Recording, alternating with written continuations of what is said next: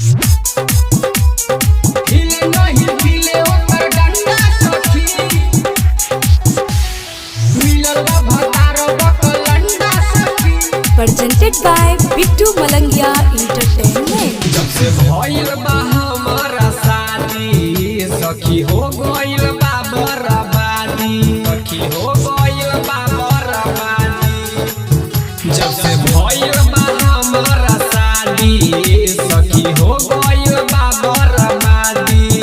कैसन मिलल बा भतार निकल नैहर के यार कैसन मिलल बा भतार निकल नैहर के यार। कबो बीते नहीं ठंडा सखी हिले नहीं पीले ओकर डंडा सखी मिलल बा भतार बकलंडा सखी। हिले नहीं पीले ओकर डंडा सखी मिलल बा भतार बकलंडा सखी। हिले नहीं पीले ओकर डंडा सखी मिलल बा भतार बकलंडा सखी। Presented by Bittu Malangia Entertainment। सुखेला तेल बिना हमारो अचार है आबेला याद सखी नहीं हर के यार है। कैसे बताई सखी दिलबा के दर्द हमरा से नीक बा पीरितिया के मरद हमरा से नीक बा पीरितिया के मरद। सुखेला तेल बिना हमारो अचार है आबेला याद सखी नहीं हर के यार है। कैसे बताई सखी दिलबा के दर्द हमरा से नीक बा पीरितिया के मरद।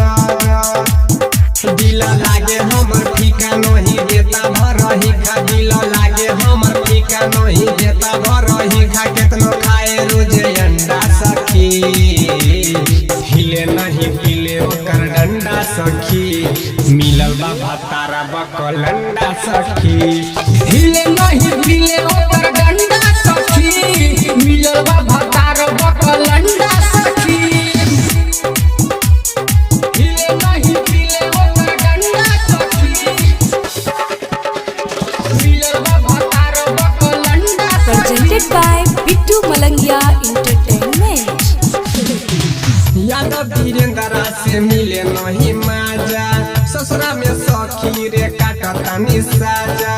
होला बेकार हमर चढ़ल जवानी कैसन बापियावा छोड़ाबे नहीं पानी कैसन बापियावा छोड़ाबे नहीं पानी। यादव वीरेंद्रा से मिले नहीं माजा ससुरा में सखी रे काटतानी साजा। होला बेकार हमर चढ़ल जवानी कैसन बापियावा छोड़ाबे नहीं पानी।